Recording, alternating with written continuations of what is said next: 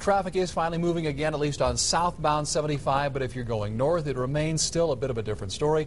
Good evening, I'm Mark Allen. I'm Michelle Kingsfield. Right now, traffic is moving at I-75 at Neva Drive, as you can probably see, but there is still a backup that you can't see just out of this picture. It's been a long night on the roads. Holly Samuels has spent the evening camped along the interstate, live with the latest conditions outside. Holly?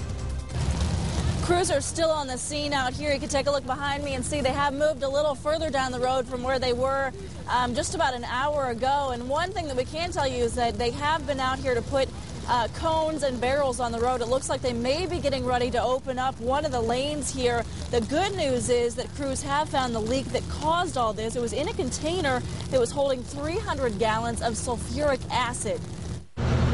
Hazmat responders, fully encapsulated in their suits, make their way to a tractor trailer leaking acid. And they're just going to go up there and take a quick look at the trailer, open up the doors, maybe get lucky and find the leaky drum right on the back end. Their plan is to remove the drums and look for the leak. The semi-driver noticed a cloud coming from the back side. He thought he had a flat tire. He pulls off the side of the road, and then he recognizes that it's obviously a spillage of some kind coming from within the trailer.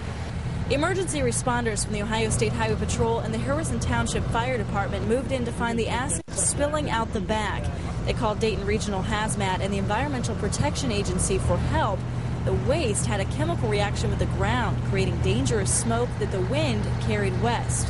If you got up in that cloud, it would probably burn your nostrils and could scorch your lungs. Hazmat responders set up a decontamination zone and put on the highest level of protection available, a level A suit. On the other side of the highway, fire crews evacuated the Timberlane Elementary Learning Center and Northridge High School, where they were holding a wrestling tournament and basketball practice.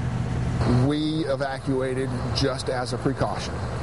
I've obviously got young children, and it's nothing that I would put them in danger over. They say you got to go, I'm out of here. And fire crews told me that this truck was headed from Veolia Environmental Services. That's a plant in West Carrollton. It was headed to a disposal facility in Detroit, Michigan. But they say that because of this accident, that truck is headed back to Veolia. They moved all of the other containers onto another truck. It's headed back to Veolia now, and it will undergo an inspection before it can complete that trip to Michigan. Reporting live in Dayton, Holly Samuels, 2 News on your side.